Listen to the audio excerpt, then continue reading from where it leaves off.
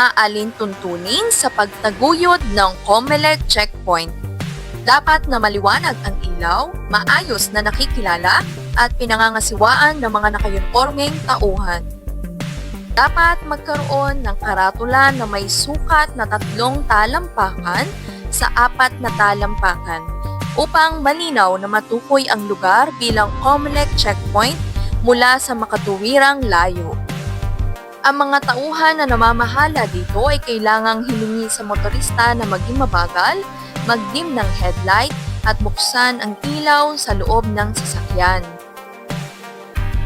Walang sino man ang dapat sumailalim sa pisikal o personal na paghalughog kung walang makatwirang dahilan upang maniwala na ang tao ay nakagawa, kasalukuyang gumagawa o gagawa ng isang krimen.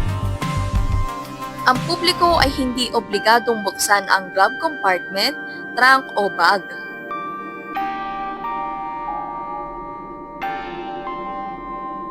Tanging ordinaryo o karaniwang mga tanong lamang ang maaaring itanong ng may paggalang.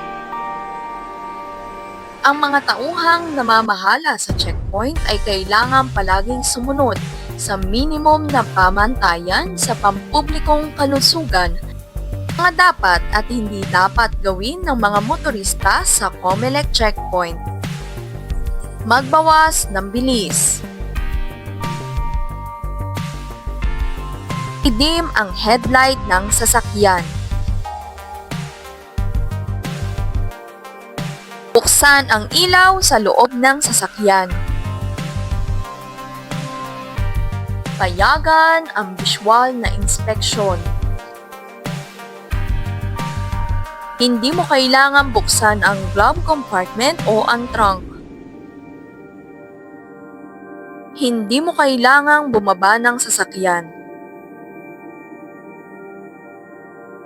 Hindi mo kailangang sumailalim sa pisikal na inspeksyon.